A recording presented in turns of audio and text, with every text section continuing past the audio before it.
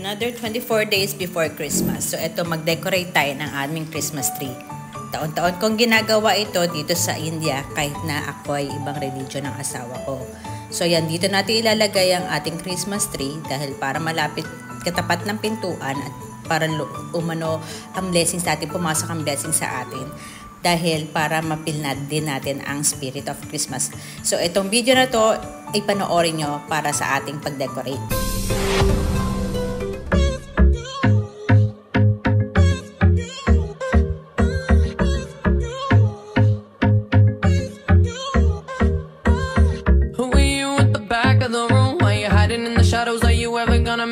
Hello everyone! Welcome back to Ana Boy's Vlog. So, ito na, magde-decorate na tayo ng ating Christmas tree sa araw na ito. Ayan, ito yung mga tinatabi ko na mga Christmas decorations since 2 years ago pa.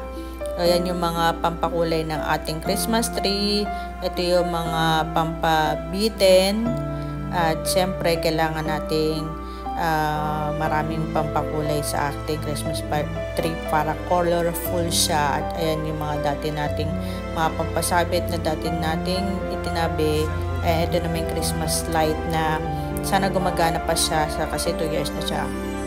Gagamitin kong cortina pang balag dito sa ating side table na to.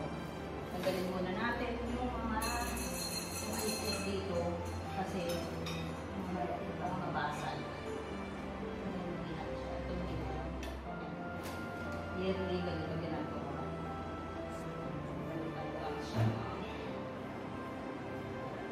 Shutasan.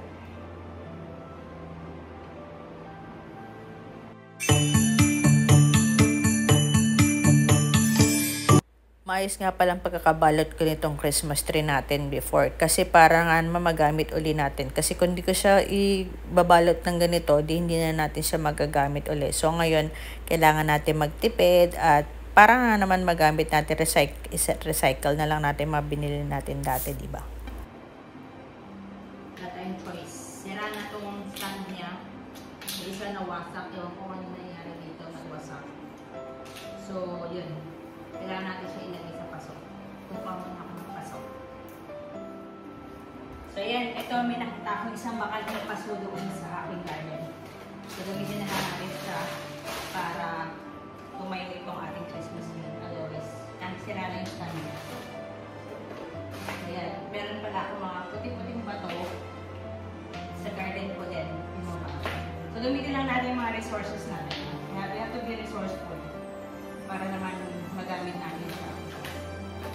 At hindi tayo bibili. Ang mahalaga hindi tayo bibili. Hindi tayo pwedeng lagi na lang tayo bibili dito.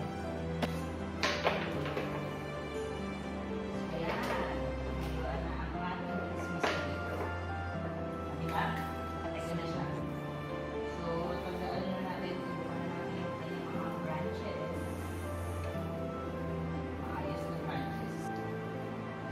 Sabi ko nga, tayo mga Pilipino, kahit andito sa India or nasa ibang bansa, we still want to feel the spirit of Christmas, diba? So, kaya nag-decorate tayo sa ating bahay ng mga ganito. Actually, itong Christmas tree, nabili ko pa siya sa isang Christian community 2 years ago. If I'm not mistaken, sa Trishul kami dito. Kasi sa Trishul, marami mga Christian na mga religion ng Roman Catholic ang doon namin dito. Dito kami sa amin, is more of Muslim. So, nagigil natin yung mga doon sa may golf market, doon maraming mga contemporary. Doon na lang pipili kung paano siya gagawin decorations. So, but then, ngayon marami na kahit saan pwede na marami na mga Christmas decorations na nabibili dito sa amin. Kasi rin nakita ko mga Christmas decorations. So, but then, sabi ko nga, this was 2 years ago na nabili ko to. Kasi last year, wala ako dito. Nasa Pilipinas ako. So, hindi ako nag-decorate ng Christmas, hindi ako Christmas decorate last year. Kasi nga, meron na Pilipinas. Mas masaya sa Pilipinas year na feel ko talaga na I celebrated Christmas. At kailan kaya makaulit yun, yun ang malaking katanungan. Kasi ang tagal. That was nung nagbakasyon ako, that was after 20 years, diba? Nung simula na nagtrabaho ako sa abroad, hindi na ako nakapag-celebrate ng Christmas. So yun, yung last year na celebration ko ng Christmas, that was so nice. At saka, I was so happy last time. Kasi nga, syempre, mas sarap i-celebrate ang tradition yung mga nakagabihan nyo na since nung bata pa kayo, mas maganda yung kasama mo yung family mo talaga na nasa-celebrate kayo. So yun, dito naman kasi ako lang yan, yung ibang mga friends ko, minsan kasama ko. Nasa-celebrate kami ng Christmas. Yun, may mga get-together. Yan, malapit na pala kami mag-get-together. Pinapolish na yan get-together. Meron na nag-invite sa akin na isang district, ang Kochi, tapos na sila Nakalang district. Tapos na sila mag-polish ng kanilang date kung kailan yung kanilang get-together. Sa amin, medyo, alanganin pa. Kasi, naku, may mga exam pa yung mga bata. Hindi natin alam kung kailan, yung date namin is medyo tagil pa.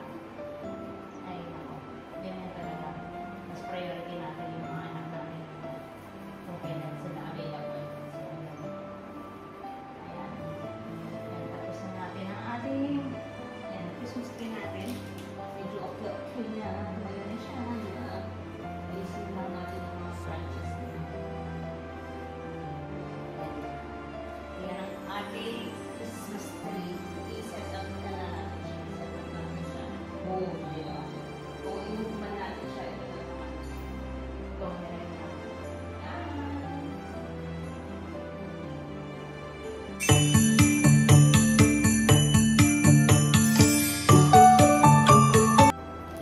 Tapos na natin ilagay ito mga colorful na aning-aning na yan. So, ito naman yung ating mga sabit-sabit, diba? Lagyan natin yung mga sabit-sabit natin. Ito, lagyan nyo ako, naka-box pa yung isang mga sabit-sabit ko. So, lagyan na natin siya. Naka-scotch tape pa ito. Para hindi siya masira, diba? So, ito, yung mga sabit-sabit natin. Isa na natin ilagay. Siyempre, Christmas Merry Christmas tayo. Ayan. Tapos, yung ating mga alamati. Pwede na natin siya.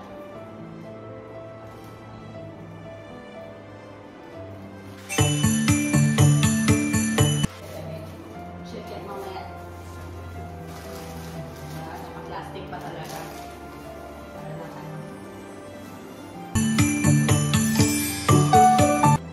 tayo, may beer, box, may Santa Claus tayo. Ayun si Santa Claus.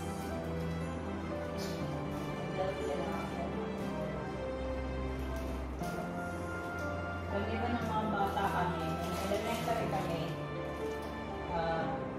sa school, sa government school kami, gumagawa talaga, pinapagawa kami ng mga teacher ng parol, or ng stars, yung mga lanterns, usually sa Pilipinas, may mga lanterns. Yan. Pinapagawa kami, kukuha kami sa kapitbahay namin ng bamboo, hindi kami, tapos isa namin yung mga stick niya, tapos gagawa kami ng parol, yan, sabi ko nga lantern. Yun kasi yung pinaka-project namin sa school nung elementary days pa lang kami. Every year papagawa sa'yo ng teacher o kailangan magdala kayo ng parol o isa rin magdala ng parol. Kaya, ang saya-saya ng elementary days. Kaya, at saka, kapag kayo naggaganito, di ba? Nag-decorate ka sa bahay, na maayos mo sarap ng feeling kung mga bata-bata pa kami. Hindi lang pala mga parol. May mga Christmas celebrations din. May exchange kayo, during the Christmas. Masaya-saya.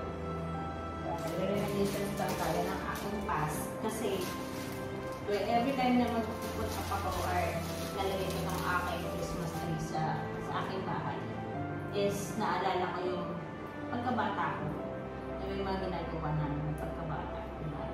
So, ganun lang. Gusto ko lang sa inyo i-share yung mga stories. Ang stories ng mga bata kami na ang saya-saya. Mas masaya ng mga bata tayo, diba?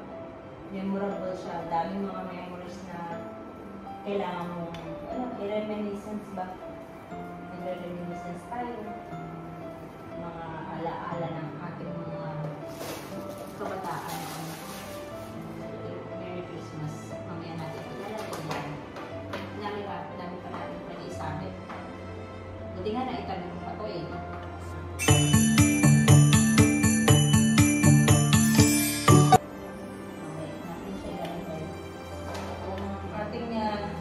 Christmas lights, check natin kung nagana pa siya.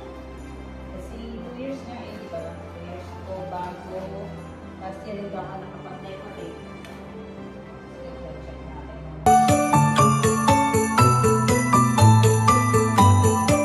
Check. Yes. Gumagana pa ang ating Christmas light. Good. Tayo bilhin. Start na natin siya ilagay ang Christmas lights.